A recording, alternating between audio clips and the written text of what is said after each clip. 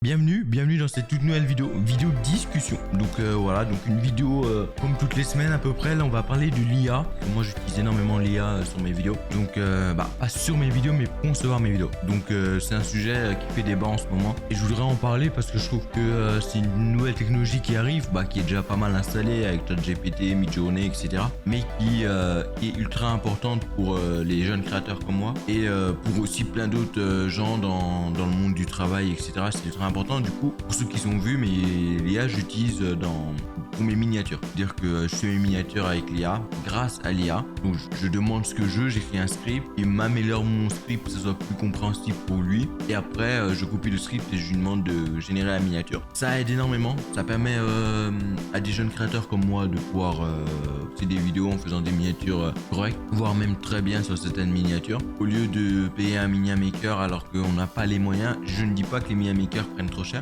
mais qu'on n'a pas les moyens, c'est pas possible. Surtout que je poste une vidéo par jour, donc ça voudrait dire que j'aurais déboursé quasiment un salaire pour payer un Mini Maker sur toutes mes vidéos et c'est pas possible de le faire pour l'instant. Mais par contre, quand je vais évoluer, je suis pas contre d'utiliser des vrais graphistes. Mais l'IA, ça aide comme moi au début, là, actuellement, là, ça m'aide énormément pour faire les descriptions de vidéos, pour corriger mes fautes, pour mettre un peu en forme, pour mettre mieux écrit que ce que moi j'ai demandé, pour que ce soit plus compréhensible pour tout le monde. Ça permet de faire ça. Ça permet aussi quand on veut créer un document et qu'on a juste idée mais qu'on veut pas concevoir tout un tableur, etc. Il fait le tableur. Ça aide énormément. Et même pour des informations, si on veut chercher, même s'il faut faire attention, il faut toujours avoir l'esprit critique. C'est-à-dire que il faut pas se dire l'IA, ce qu'elle va donner est 100% vrai ou 100%, il n'y a pas d'erreur. Il faut se dire, ok, elle nous a donné une information. Est-ce que l'information est... On peut aller vérifier l'information. Il faut pas se dire on utilise l'IA et on va pas vérifier l'information. C'est important de revérifier de temps en temps. Tu demandes 2+2, t'as pas forcément besoin de revérifier. Il faut quand même dire si tu connais que ça fait 4. Ouais, t'as pas besoin d'aller sur un autre site internet, etc. Mais si tu demandes, je sais pas, une information sur un personnage historique et tout, si l'IA fait des recherches, parce que je parle moi de ChatGPT sans l'abonnement. Sans l'abonnement, je crois les dernières versions sont pas récentes de ChatGPT. Les aimants enregistrés dans ChatGPT sans l'abonnement, donc ChatGPT de base, quoi, je sais plus de quand ça date, mais c'est pas de 2025. Donc avec l'abonnement, il va chercher sur les sites internet, etc. Donc c'est plus fiable, je pense, que le ChatGPT de base. Mais même si ChatGPT est fiable, mais je pense qu'il faut refaire une sur-vérification par-dessus de temps en temps pour certains sujets. Mais sur YouTube, après, donc l'IA ne te fait pas tout. Ce que je veux dire, l'IA te permet de faire des miniatures, elle va pas entre guillemets te trouver aider, même si elle va te trouver aider, mais il n'y a plus d'intérêt si elle te trouve l'idée. Vaut mieux savoir ce que tu veux comme miniature et après l'IA va te la générer.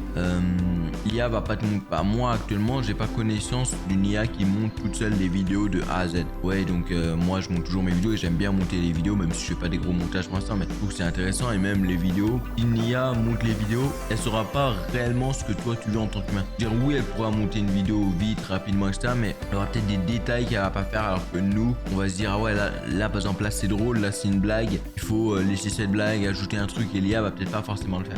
Pas actuellement en tout cas. Peut-être dans quelques années, dans 2, 3, 4 ans, oui, mais actuellement j'en ai pas connaissance en tout cas. Et en tout cas j'encourage à tous les jeunes qui veulent se lancer sur YouTube, aux jeunes créateurs, etc. S'ils veulent utiliser l'IA, prenez l'IA. Pourquoi? Parce que ça va vous aider sur plein de domaines. Il faut pas aller contre, il faut pas l'utiliser forcément tout le temps, mais aller contre, c'est se bloquer d'un truc qui est en pleine évolution et qu'on pourra jamais contrer. C'est-à-dire que on peut pas, comme les téléphones, nos parents ont grandi sans téléphone, mais aujourd'hui on peut pas aller contre les téléphones. Tout le monde en a, ça devient une norme, c'est une généralité, etc. Et ça permet de faire plein de choses, d'envoyer des mails, même internet, etc. Alors que l'IA c'est pareil, l'IA c'est une nouvelle technologie qui arrive, il faut pas aller contre, parce que si on va contre, on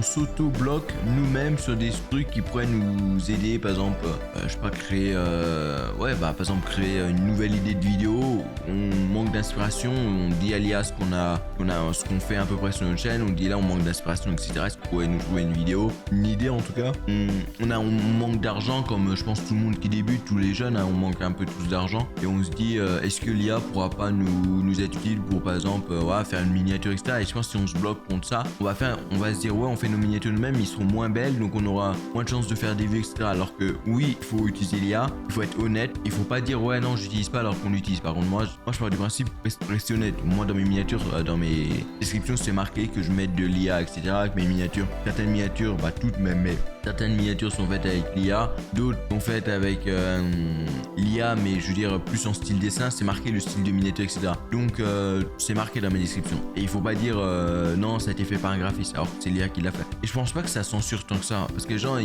l'humain, on sait qu'il aime bien censurer des choses tant que c'est pas démocratisé, parce que les gens, voilà, tout le monde n'aime pas, ils ont peur, etc. Ça peut se comprendre. Mais je pense que personne va réellement vous censurer votre chaîne, ou va pas. Si, il y a peut-être des gens qui vont pas s'abonner parce que vous utilisez l'IA, mais bon, c'est comme il y en a ils vont pas s'abonner parce que je sais pas, vous parlez trop vite, il y en a où ils vont pas s'abonner parce que vous faites un contenu qui leur plaît pas. Donc je pense il y aura toujours une bonne raison pour pas s'abonner à une chaîne ou pour pas suivre le créateur de contenu et tout. Même si il y en a qui sont pris des clics à cause de ça, mais on parle des gros youtubeurs parce que bon, leur communauté était pas habituée. Mais si tu commences ta chaîne avec l'IA, je pense pas que tu auras tant de critiques que ça, parce que les gens qui s'abonnent, ils savent que tu utilises l'IA. Donc finalement ça va pas, ils vont pas dire ah ouais non lui il a pas utilisé l'IA et maintenant il utilise. Donc non, je pense pas que c'est un mauvais point d'utiliser. Après je dis il faut pas utiliser des choses malsaines ou pour faire du copie de miniature par exemple.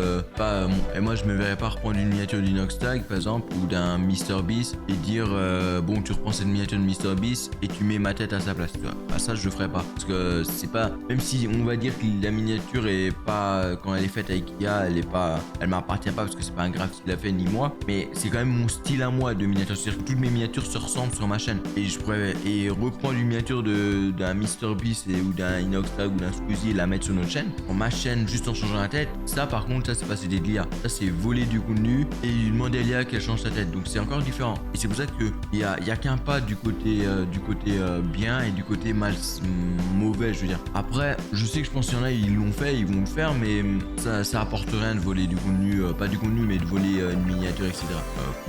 Parce qu'en plus c'est facile de retrouver qui a fait la miniature, parce que les styles de miniature, les styles graphiques d'une chaîne sont on peut reconnaître, qu'on voit une miniature telle, on sait que c'est MrBeast, une autre miniature on sait que c'est Inoxtag, etc. Donc c'est facile de reconnaître. Par contre après si vous voulez moi je pars du principe, comme conseil je vous donne, utilisez ChatGPT. Si vous pouvez prendre l'abonnement, prenez-le, parce que sinon on serait limité à 3 ou 5 miniatures par jour. Après si vous sortez pas un contenu par jour et un contenu par semaine, vous n'êtes pas obligé de prendre l'abonnement. Et avec l'abonnement vous pourrez plus approfondir vos recherches avec ChatGPT plus que sans ChatGPT plus. C'est pas une obligation.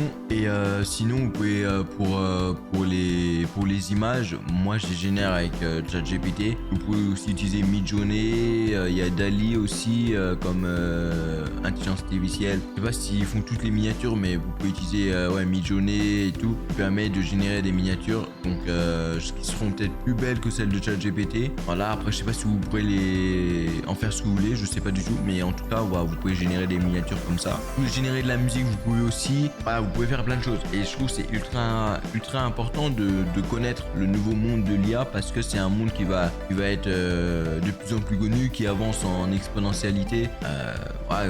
Tous les ans ça augmente de x100 les capacités de l'IA et tout, x1000 même, les connaissances, etc. Donc si on va contre, je pense qu'on se met une barrière naturelle contre nous-mêmes, et c'est pas bon. Je dis pas qu'il faut tout le temps l'utiliser pour faire une simple recette de cuisine, mais même si ça peut être intéressant, mais si vous faites des métiers ou si vous voulez développer un business et tout et que vous connaissez pas beaucoup de choses, l'IA peut vous aider. D'après moi c'est mon point de vue, je vous laisse avoir le vôtre. C'est important d'échanger, d'avoir chacun son point de vue, mais moi je vous dis comment je marche, comment j'utilise l'IA, et puis voilà. Après tout le monde n'est pas obligé d'utiliser, tout le monde, il y en a ils peuvent l'utiliser plus que d'autres, chacun le sent, chacun fait comme il le sent. En tout cas moi je vous laisse là, c'était King, passez une bonne journée, je vous dis à la prochaine. Abonnez-vous.